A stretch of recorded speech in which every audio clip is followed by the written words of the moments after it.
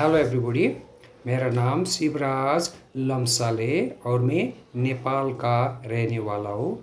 मैं आज आपको एक वीडियो लेकर आया हूँ। इसका नाम है deep breathing exercise for stammering. अगर आप में स्टैमरिंग की प्रॉब्लम है, इसमें सबसे महत्वपूर्ण बात आपका ब्रीथिंग इशू है। अगर आपने अपने ब्रीथिंग को कंट्रोल करना सीख लिया तो आपका 60% स्टैमरिंग वहीं पर ओवरकम हो सकता है। इसलिए सबसे पहला महत्वपूर्ण बात आपको अपने ब्रीथिंग पर काम करना पड़ेगा। इसमें मैं आपको इस वीडियो में, अगर आपने मेरा वीडियो को सब्सक्राइब किया तो आपको बेली ब्रीथिंग और कोस्टल ब्रीथिंग होती है। मैं आप इसके बारे में अब वीडियो बनाने जा रहा हूँ। तो इसमें मैं क्या कहता हूँ, आपको बेली ब्रीथिंग या कोस्टल ब्रीथिंग, इनमें से कोई भी ब्रीथिंग एक्सरसाइज आप रोज़ आधे घंटे सुबह आधे घंटे शाम को करने की आवश्यकता है। क्योंकि ब्रीथिंग एक्सरसाइज से हमारा पैरासिम्पैथेटिक नर्व सिस्टम एक्टिवेट हो जाएगा और हम काफ़ी रिलैक्स और कॉन्फिडेंट हो जाएंगे। सबसे महत्वपूर्ण बात है ब्रीथिंग को, अगर आपने अपनी ब्रीथिंग को कंट्रोल करना सीख लिया तो आपको स्टैमरिंग को हटाने में बहुत ही आसानी होगी।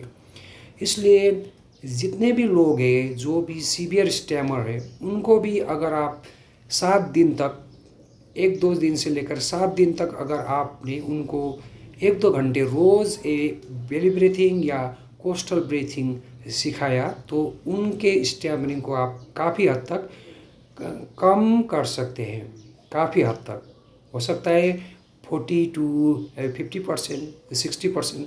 इस तरह 2 हफ्ते, 3 हफ्ते, 1 महीने तक अगर उन्होंने रोज़ डीप ब्रीथिंग का एक्सरसाइज किया 1-1 घंटा रोज़, तो उनका स्टैमरिंग धीरे धीरे करके कम कम कम होती जाएगी। और अगर इसे पूरा हटाना है तो आपको 3 महीने से लेकर 6 महीने का टाइम देना पड़ेगा। स्टैमरिंग को आप पूरी तरह हटा पाएंगे। या थोड़ी बहुत अगर आपको स्टैमरिंग है तो उसको आपको एक्सेप्ट करने की आवश्यकता है। क्योंकि आपकी स्टैमरिंग इतने सालों से, तो थोड़ा बहुत स्टैमरिंग अगर आपको हो गई तो उसको आपको एक्सेप्ट और स्माइल दोनों का यूज़ करने की आवश्यकता है। और ज़्यादा से ज़्यादा बोलने की, वो भी टूल्स और टेक्निक कर फॉलो करके बोलने की आवश्यकता है। तो यहाँ पर मैं आपको डीप ब्रीथिंग में पहले पेट में अपने जो हाथ है, दोनों हाथ को आपको पेट में, नाभि बोलते हैं, नेवल सेंटर बोलते हैं, नाभि में आपको अपने दोनों हाथ को वहीं पर इस तरह से रखना है। और फिर नाक से आपको लंबा और गहरा सांस लेना पड़ेगा और आपके दोनों हाथ को आपको नाभि के ऊपर दोनों हाथ को इस तरह से रखना है। और फिर आपको अपनी बॉडी को सीधा स्ट्रेट रखने की आवश्यकता है। आपको बॉडी को बिल्कुल ही स्ट्रेट और स्थिर, बिना किसी हलचल के, इस तरह से आपको स्ट्रेट करके अपनी बॉडी को रखना पड़ेगा और आँख को बंद करना पड़ेगा। फिर आपको नाक से लंबा और गहरा सांस भीतर लेनी है और उसको थोड़ा 2-3 सेकेंड तक भीतर ही रोकना है। 2-3 सेकेंड आपको उस भीतर लिया गया सांस को 2-3 सेकेंड होल्ड करना है। फिर उसके बाद उसको धीरे से, बहुत ही ज़्यादा धीमी गति से उसको छोड़ना है। अगर आपने 3 सेकेंड तक सांस इनहेल किया तो 6 सेकेंड तक आपको सांस को बाहर छोड़ना है। यानी कि जितना सेकेंड आपने लिया उससे डबल टाइम आपको एक्सहेल करना है। अगर आपने इनहेल 4 सेकेंड इनहेल किया, धीरे से 4 सेकेंड इनहेल किया, तो 4-5 सेकेंड आपने इनहेल किया तो 5 सेकेंड अगर इनहेल किया तो 10 सेकेंड तक आपको छोड़ना है सांस को। तो 1-2 सेकेंड आपको होल्ड भी कर सकते हो सांस को। इस तरह से इनहेल करो, 1-2 सेकेंड होल्ड करो और फिर छोड़ दो, लंबा और गहरा सांस। इस तरह से आपको 15-20 बार इस तरह से लंबा और गहरा सांस अपने पेट, ताकि जब आप इनहेल करें तो आपका पेट फूलता है, ऊपर आता है, और जब आप सांस छोड़ते हो तो आपका पेट सिकुड़ जाता है, भीतर जाता है। इसको भी आपको फील करना है। ये जो फील करना है वो वर्ड एकदम इम्पोर्टेंट है।